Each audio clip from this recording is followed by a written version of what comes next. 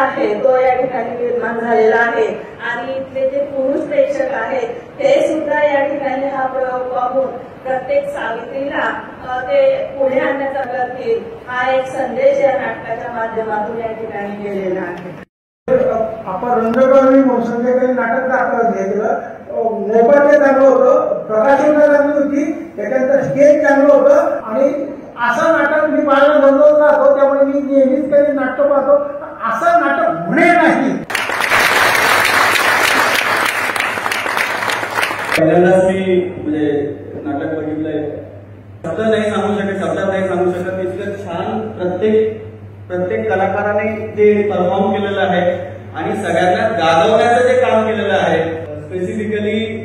तुम्ही जे दिग्दर्शक आहात तुमचे आणि प्रत्येक कलाकाराचे,